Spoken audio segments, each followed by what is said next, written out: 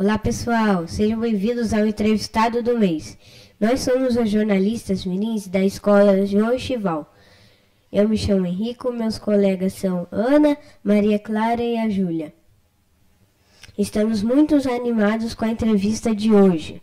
É com alegria que recebemos Lúcia Tulchisky, jornalista, escritora, roteirista e narradora.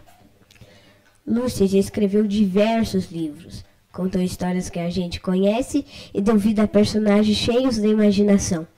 Um de seus livros, chamado Monstronaro, chegou até a nossa sala de aula pela professora Kelly.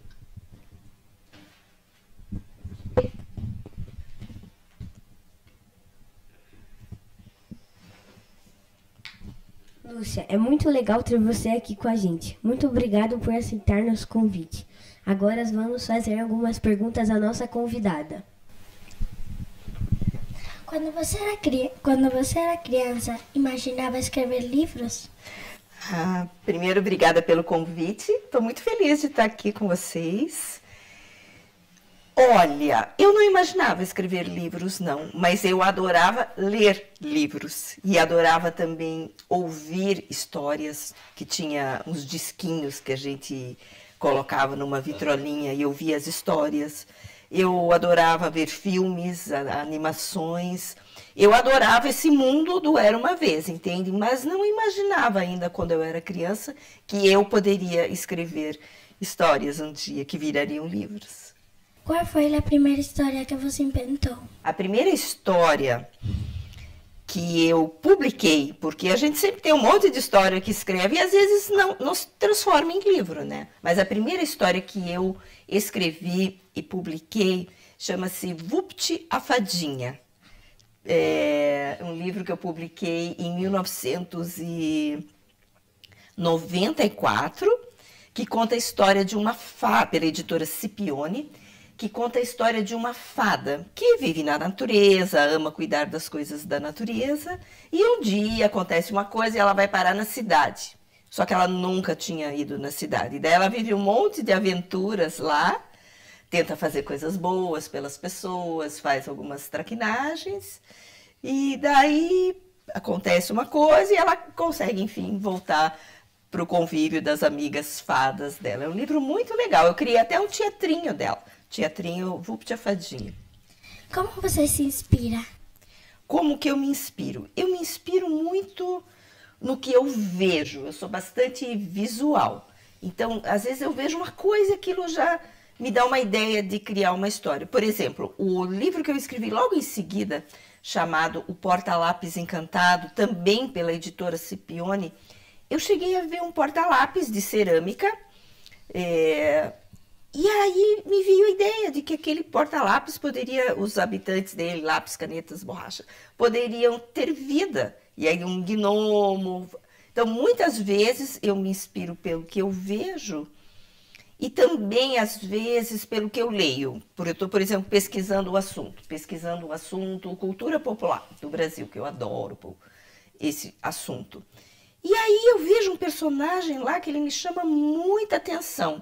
Aí eu começo a pesquisar mais, em diversas fontes, em diversos livros, e parece assim como se eu me conectasse com as lendas, com a mitologia desse personagem. E daí me vem assim a ideia de começar a escrever uma história, e quando eu começo a escrever, não vem tudo assim, vou escrever o começo e o meio e o fim. Às vezes me vem exatamente o começo, aí eu começo e a história vai me levando para onde ela quer ir. É uma coisa meio mágica, sabe? É bem interessante.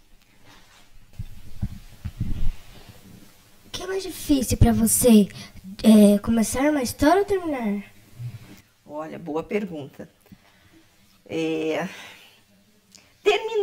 Começar é sempre mais fácil.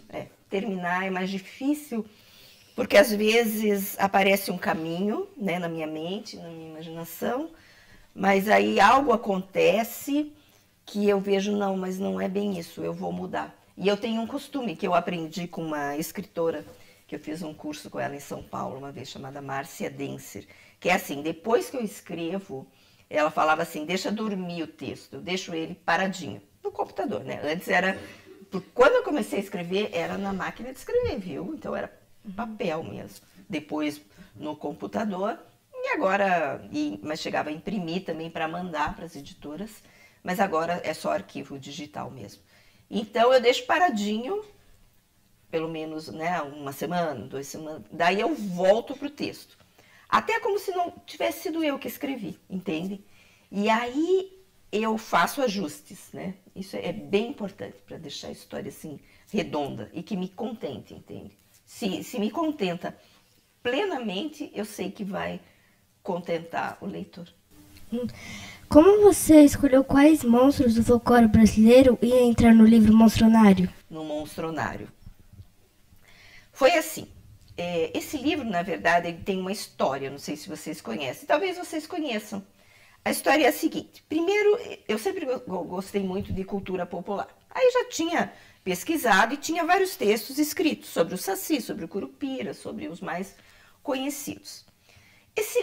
Aí enviei para uma editora, ia publicar o livro com esses mais conhecidos, só que aí houve uma mudança de planos e a editora, já tinha até assinado o contrato, resolveu não publicar mais o livro. Aí eu fiquei com aquele texto lá parado, né? E escritor não aguenta ficar, eu pelo menos, com o texto paradinho lá. Eu gosto que se transforme em livro e que chegue nos leitores, né? Tá, passaram-se anos, viu?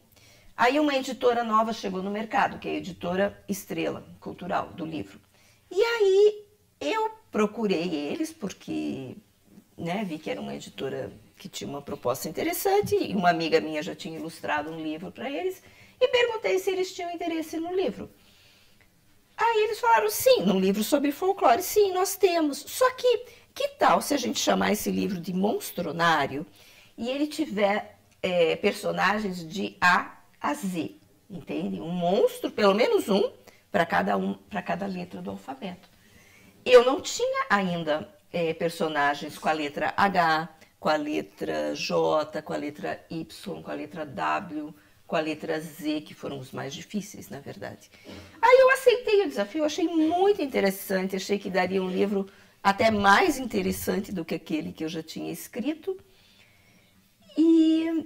E topei. E aí pedi um tempo, né, um prazo de alguns meses, e me lancei nas bibliotecas de São Paulo. Eu morava em São Paulo ainda, naquela época.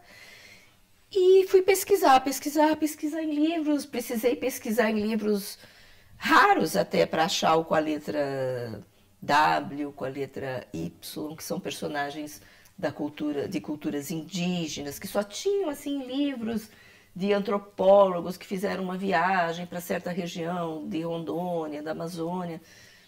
E foi assim que nasceu o Monstronário. Daí eu fui escolhendo, né? Com algumas letras, tem mais de um, né? Como a letra C tem vários, né? Curupira, Cão, Herã, né?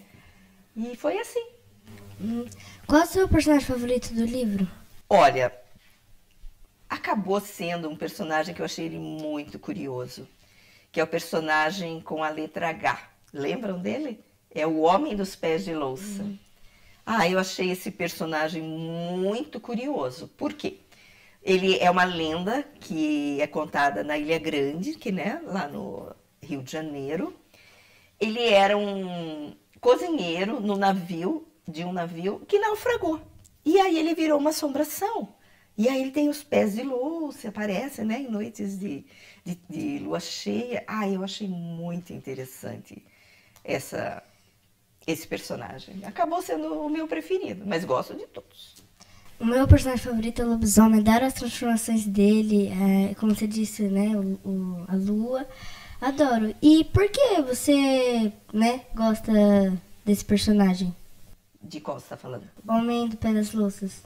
Porque eu acho ele muito curioso, né? Assim, pouca gente conhecia, eu não conhecia ele, entende? É um personagem que eu descobri durante a minha pesquisa. E eu gosto de cozinhar também, acho que é por isso. Gosto de cozinhar, gosto de quem cozinha, sabe? O meu pai cozinhava bastante, meu avô também fazia pratos deliciosos que ficaram assim, sabe, na minha lembrança. E aí eu acho que uma coisa juntou com a outra e daí veio esse encanto por esse personagem. Sim. Você viajou para algum lugar para se inspirar no livro Monstronário, para conhecer as lendas? Não, não deu tempo. No caso, foram os livros mesmo, alguma coisa da internet, mas especialmente os livros nas bibliotecas de São Paulo, que São Paulo tem muitas bibliotecas públicas, né? E aí isso favoreceu bastante a minha pesquisa.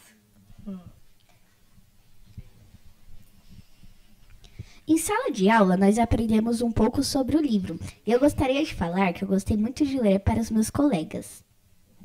Além das atividades de criação de um livro com nossos próprios monstros, montamos um cenário para entrar dentro dessas histórias e viver os personagens. Eles ficaram muito interessados. Gostaríamos de fazer algumas perguntas que nos deixaram curiosos. Ok. Algum personagem do livro é parecido com alguém que você já conheceu na vida real? Olha só. Parecido fisicamente, não. Mas eu acho que talvez sim, algumas características eu possa ter lembrado de alguém que eu conheça. Mas não me lembro agora para te dizer o que e como, entende? Mas sim. Você acha que os monstros do Monstronário são mais assustadores ou engraçados? Eles são, a princípio, assustadores. Mas eu fiz questão que eles também fossem engraçados. Para que esse fosse o diferencial do livro. Para que esse fosse o encantamento do livro junto aos jovens leitores, entende? Folclore. Ai, vamos estudar folclore, vamos, né, chega agosto ou em outras datas. Eu quis que eles tivessem todos uma característica engraçada, como a Cuca, né? A Cuca, que sempre, né, assustadora, eu fiz questão que ela fosse engraçada, né? Que ela né, tem aqueles aparelhos modernos, tecnologia para encontrar as vítimas, né? GPS, câmeras, microfones. E eu sou uma pessoa, isso é uma característica do meu trabalho. Eu sempre gosto de colocar pitadas de humor nos meus textos. Às vezes é um humor, e não é um humor escrachado, assim, sabe? Um humor assim... assim, às vezes é meio cínico, às vezes é meio... É, assim, uma coisa diferenciada, mas sempre com humor. Porque eu acho que tudo com humor fica mais gostoso da gente absorver. Como os monstros ajudam a gente a conhecer melhor o Brasil? Os monstros do Monstronário, eu acho que eles trouxeram, assim... Porque eu sempre coloco, né, a lenda, em que região do Brasil a lenda é conhecida. Alguns são em todas, né, tipo o Saci, né, a lenda do Saci em todas as regiões do Brasil. E outros são muito específicos, por exemplo, da região norte, né, o Mapinguari, aquele monstrão da Amazônia, ele é muito conhecido lá na Amazônia. Então eu acho que o Monstronário trouxe essa questão de mostrar mesmo que todas as regiões, a região centro-oeste, né, tem uns bem específicos também, a região sul, né, os Sete Cuias, por exemplo, é uma lenda de Santa Catarina, de Florianópolis, específico, de uma praia de Florianópolis, onde não é todo mundo que conhece, né, e daí eu acho que desperta esse interesse, né, em conhecer todas essas regiões. Por exemplo, de repente você viaja para Florianópolis, aí você já sabe que tem a lenda dos Sete Cuias, né? Você pode ficar interessado em conhecer outras lendas da região, e eu acho que esse papel é bem interessante do livro, acabou sendo bem bacana. Lúcia, nós agradecemos muito por ter conversado com a gente, por dividir tantas histórias legais. Você, como jornalista e escritora, qual conselho daria para os jornalistas mirins e alunos que sonham escrever um livro futuramente? Olha, tudo começa com, primeiro, uma vontade, né? Ou antes até da vontade, tudo começa por interesses que a gente tem, né? Eu sempre tive esse interesse por livros, por literatura, por histórias, né? Seja onde elas estiverem. Esse interesse que a gente tem, muitas vezes, leva a você ter os sonhos, né? Por exemplo, tem gente que gosta de desenhar. Algum de vocês gosta de desenhar muito? Então, gosta de desenhar. A partir desse interesse, você vai se aprimorando, buscando, primeiro, observando bem quem já fez bem aquilo, como que fez. Então, deixa eu ver como é que esse traço, deixa eu ver que recurso que ele usou, fez com aquarela, fez com algum programa de computador. se interessar pelo trabalho de pessoas que já fazem isso que a gente gosta. Eu, no meu caso, escritores, né? Eu, por exemplo, assim, eu devorava os livros do Monteiro Lobato, que foi um grande mestre em ter, para mim e para vários outros escritores de gerações anteriores, a magia que ele conseguia criar com as palavras dele, entende? Os personagens do Sítio do Pica-Pau Amarelo, né? Que é muito interessante e ninguém tinha feito no Brasil antes o que ele fez. Eu gosto e continuo gostando de Monteiro Lobato. Então, é esse caminho, entende? Esse encantamento, daí quem faz o que você gosta, você vai vendo, mas deixa eu ver, eu gosto de reparar nos textos, como é que estruturou esse texto? A abertura escreveu assim, os diálogos escreveu assim. E depois, a partir do momento, né, quando eu trilhei o caminho de me formar em jornalismo. Por quê? Porque antes foi meu caminho inicial, de me formar, ter uma formação, poderia ter feito letras, mas enfim, eu sempre gostei de comunicar também, não apenas, né, comunicar os fatos, sempre gostei de relatar as coisas que acontecem, mas sempre coloquei uma pitadinha de literatura nos textos jornalísticos até que eu escrevia, sabe? Sempre gostei de contar uma história nas minhas matérias. Aí, a partir de um certo momento que eu descobri, né, e daí é o que eu aconselho para vocês, que eu tinha esse... Não, peraí, eu quero sim me tornar um escritor, eu quero escrever livros. Eu fui em busca de aprimoramento, eu fui fazendo diversos cursos, oficinas, workshops em São Paulo, onde eu morava, com escritores que não me ensinaram exatamente, é assim, assim, essa, mas me deram pistas, sabe? Porque o texto jornalístico era muito diferente do texto literário. Me ajudaram a abrir portas dentro de mim para que eu pudesse, né, daí escrever como, né, literariamente. É isso que eu aconselho para vocês. Quem tem essa vontade, que vá atrás de aprimoramento. Tem muito, hoje em dia, então, tem muito material, né, na internet, muitas dicas. E o principal de tudo isso que eu falei, tem o final de praticar, sabe? Eu, desde garota, eu tinha... assim, escrevia textos, eram poesias, eram contos, eram matérias, o que fosse, praticar, sabe? Que é o aprimoramento que leva a gente a fazer melhor o que a gente gosta de fazer. É isso. E manter o sonho vivo. Se isso é um sonho dentro de você, seguir em frente e não desistir, porque eu vou falar para vocês. Não é muito fácil publicar livros por editoras no Brasil. Tem que ser muito persistente, entende? Porque muita gente busca isso, então as editoras recebem muito material, até elas decidirem que vão publicar o teu livro, é um caminho longo. Mas existem outros caminhos também, que tem gente que vai pela autopublicação, e aí publica os livros, ilustra, daí manda fazer, daí vende os próprios livros. Existem vários caminhos. O importante é manter o sonho vivo e realizar. Muito obrigada por dividir esse momento com a gente. Foi incrível. Eu que agradeço. Lúcia, trouxemos uma lembrancinha para a senhora. Ai, muito obrigada. Deixa eu ver. Ai, que queridos vocês todos. Essa flor, as professoras, essa flor simboliza o símbolo da alegria. Nossa. Essas pequenas coisas me emocionam bastante, viu? Porque é muito lindo a gente poder... Olha aqui, vocês fizeram os monstros, né? A Yara, né? Aqui. Algum que eu não reconheci, talvez aquela onça ou boi, né? Enfim. Guará. O Guará. Eu me emociono muito por poder tocar o coração, as mentes das crianças, por ter voltado a morar aqui em Curitiba e ter o meu trabalho assim reconhecido, graças ao pessoal da gerência dos Faróis, que se encantou pelo meu livro, que realmente é um livro incrível. Mas, né, como que iam conhecer se a gente não divulgasse, né? E eu fui lá, procurei todo mundo, fui em muitos faróis. para mostrar o meu trabalho. Olha, gente, aqui está um livro que dá para trabalhar o folclore de uma forma especial. Então, eu fico muito emocionada pelo convite e com esse presente de vocês, viu? Vou deixar essa florzinha amarela para que me traga bastante alegria nas novas histórias que eu vou escrever e para lembrar sempre de vocês, tá bom? Muito obrigada. Fiquem ligados nas próximas entrevistas dos jornalistas mirins.